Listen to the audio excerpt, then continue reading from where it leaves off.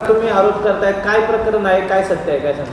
अवसरी खुर्द ग्रामपंचायत आणि ग्रामपंचायत अधिकारी जगन्नाथ शिदोरे यांनी श्री काळभैरवनाथ व इतर मंदिर देवस्थान ट्रस्ट याच्या 8 मिळकती, या कोट्यवधी रुपयाच्या मिळकती कोणत्याही प्रकारची परवानगी न घेता, ट्रस्टीचा ठराव न घेता आणि मेहरबान सहाय्यक चॅरिटी कमिशनर यांची परमिशन न घेता त्यांनी परस्पर हस्तांतरित केल्या. हे बेकायदेशीर कृत्य त्यांनी केलं, त्याच्याबद्दल त्यांना सस्पेंड करावं या मागणीसाठी आम्ही आज पत्रकार परिषद घेतलेली आहे. अवसरी खुर्द श्री काळभैरवनाथ व इतर मंदिर देवस्थान ट्रस्ट ही जवळपास स्थापन होऊन आणि कार्यान्वित होऊन 2017पासून कारभार चांगला चाललेला आहे. त्याचं ट्रस्टचं अकाउंट देखील आहे आणि 2010 साली ट्रस्टची स्थापना झालेली आहे. त्यानंतर या मिळकती, ज्या देवाच्या मिळकती होता त्या मिळकती ट्रस्टच्या नावाने करून घेण्यासाठी हे आपल्याला या पद्धतीनं आम्ही अर्ज वगैरे करून इथं क्लिअर कट म्हटलं आहे. मी सहाय्यक धर्मदाय आयुक्त साहेब यांचे आदेशानुसार ग्रामस्थ सभा दिनांक 16/7/17 रोजी विषय क्रमांक 4 ठराव क्रमांक 4 अन्वये न्यासास मिळकतीची नोंद सार्वजनिक न्यास नोंदणी रजिस्टरला करण्यात यावे असे सर्वानुमते ठरले. हा ठराव असताना एका पत्रावर आमच्या अध्यक्षांना त्यांनी सांगितलं की आम्हाला तुम्ही एक पत्र द्या, आपला हा सगळा विषय एकत्र बसून संपवायचा आहे, मिटवायचा आहे, असं करून त्यांच्याकडं पत्र घेतलं. 21/5/2025ला पत्र घेतलं आणि 22ला मासिक सभा होती. मासिक सभेमध्ये 22ला लगेच त्यांनी प्रॉपर्टी ट्रान्सफर केल्या. हे ते पत्र, ठराव आणि प्रॉपर्ट्या ट्रान्सफर केल्या. 23 तारखेला लगेच उतारे तयार करून त्यांनी बाहेर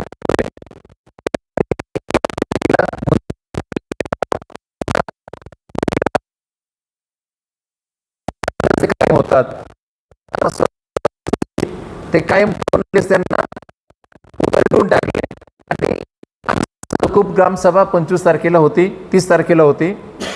ह्या ग्रामसभेमध्ये आम्ही ठराव मांडला की अशा ज्या बेकायदेशीर पद्धतीनं जो हक्क बदल करून या ठिकाणी त्यांनी, हे बघा इथं त्याच्यामध्ये श्री काळभैरवनाथ व इतर मंदिर ट्रस्ट हे त्याचे उतारे आहेत.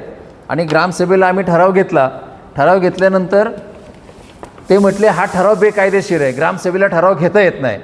आम्ही ग्रामसेवकाला म्हटलं तू आम्हाला नियम दाखव, कायदा दाखव. 2 तास तो पुस्तक चालत होता, त्याला कोणत्या प्रकारचा नियम दाखवता आला नाही. वेगळाच नियम दाखवला की तो ग्रामसभेला इतर विषय घेता येत नाही. पण इतर विषय घेण्याचा विषयच नव्हता, कारण त्याच्यामध्ये क्लिअर कट पूर्वीच्या ग्रामसभेला ऐनवेळचा विषय हा त्याच्यामध्ये मुद्दा होता. त्यामुळं तो विषय आपल्याला घेऊ शकत होतो आपण. आम्ही त्याला सांगितलं जर ग्रामसभा आपल्याला सुरळीत चालू करायची असेल तर तुम्ही आम्हाला हे उतारे दिल्याशिवाय आम्ही ग्रामसभा चालू देणार नाही. त्यांनी उतारे तयार केले. उतारे तयार केल्यानंतर त्याला कोणाचा तरी फोन आला, तो बाजूला गेला आणि हे उतारे सगळे टराटर फाडून त्यांनी फेकून दिले डस्टबिनमधून. हे त्याचा व्हिडिओ देखील आपल्याकडे आहे. हे सगळे उतारे आम्ही त्या डस्टबिनमधून काढले आणि हे पुरावे या ठिकाणी ठेवलेले आहेत. त्यानंतर त्याला भीती वाटली का तो सस्पेंड होईल म्हणून, आणि त्यानंतर जे मूळ उतारे आहेत ते मूळ उतारे आम्हाला दिले. त्याची प्रत देखील मी आपल्याला दिलेली आहे. आणि त्याच्यामध्ये आळंदी द्वादशी बारस फंड त्याला आळं केलं. ही आळंदी द्वादशी बारस फंड ही संस्था अस्तित्वातच नाही आणि अस्तित्वात नसलेल्या संस्थेच्या नावावर ग्रामसेवकांनी आणि त्याच्या काही लोकांनी, मग त्याच्यामध्ये त्याचे कोण मास्टर माइंड आहेत, कोण त्याचे आका आहेत, हे देखील शोधणं गरजेचं आहे. यामध्ये काय आर्थिक व्यवहार मोठ्या प्रमाणात झालेला दिसतोय आणि हे सगळं या पुढच्या काळामध्ये त्यांना सस्पेंड करावंच लागेल. आणि याच्या मागे जी लोक आहेत त्यांच्यावर देखील कायदेशीर कारवाई करावी लागेल. यासाठी आम्ही हे आंदोलन करतो आहे. आणि जर त्यांच्यावर कारवाई झाली नाही, जर शिदोऱ्यांना सस्पेंड केलं नाही, तर आम्ही सार्वजनिक आत्मदहन आंदोलन हे ग्रामपंचायतीच्या पुढं अवसरीला त्या ठिकाणी करणार आहोत. यासाठी हे आम्ही प्रेस कॉन्फरन्स घेतलेली आहे. याचा उद्देश काय असं, म्हणजे ट्रान्सफर करायचा उद्देश काय त्यांचा? त्याचा उद्देश काय तो आता आपल्याला त्याला विचारल्यानंतरच कळेल. याच्यामागे कोणी काय राजकीय, याच्यामागं राजकीय षडयंत्र म्हणण्यापेक्षा काही लोक यापूर्वीपासून देवाची अनेक प्रॉपर्टी आहे आणि पूर्वीच्या काही लोकांनी ही प्रॉपर्टी गावाला दाखवलेली नाही.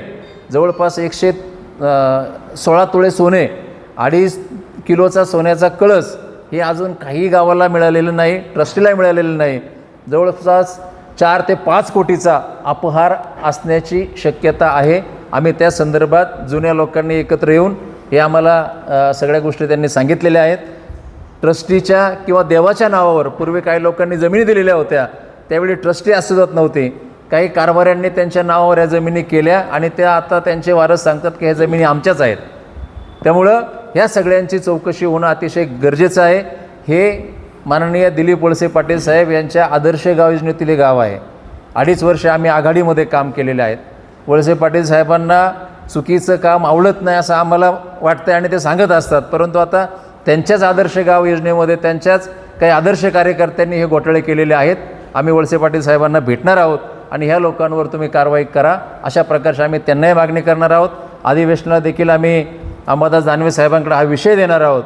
आम्ही आता गजानन पाटील मुख्य कार्यकारी अधिकारी त्यांना भेटून या ग्रामसेवकाला तातडीने तुम्ही निलंबित करा आणि याच्या मागे कोण कोण मास्टर माइंड आहेत, याच्या मागे हे हस्तांतरित करण्याचा त्याचा काय उद्देश आहे ही देखील त्यांनी चौकशी करून अहवाल सादर करण्यासाठी त्यांना सांगणार आहोत. एक ट्रस्टचं पत्र दिलं तुम्ही मानता, मग ट्रस्टचं पत्र सगळ्या जे सभासद किंवा संचालक असतात त्यांना विचारून दिलंय का परस्पर दिलंय? नाही, एकाही ट्रस्टच्या संचालकांना सभासदांना ते विचारलेलं नाही. अध्यक्षांना त्यांनी सांगितलं की आपल्याला गावचा हा विषय मिटवायचा आहे.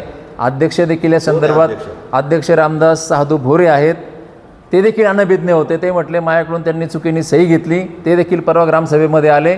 त्यांनी सांगितलं जर तुम्ही ह्या रद्द केल्या नाही नोंदी तर मी माझ्या इतका वाईट नाही. त्यांनी क्लिअर तुमचा फ्लॅट, घर, बंगला, व्यापारी गाडे, दुकान, जागा, शेतजमीन, प्लॉट्स विकायचे आहेत का? विकायचे असतील तर आजच आमच्याशी संपर्क साधा. स्थावर मालमत्ता खरेदी विक्रीसाठी आंबेगाव तालुक्यातील विश्वसनीय नाव म्हणजे सीता प्रॉपर्टीज. आमची वैशिष्ट्ये: जलद व्यवहार, तुमच्या प्रॉपर्टीजची योग्य किंमत, मालक व ग्राहक यांच्यात समोरासमोर पारदर्शक व्यवहार. आमचा संपर्क 79 72 82 24 33 आणि 77 09 72 21 38.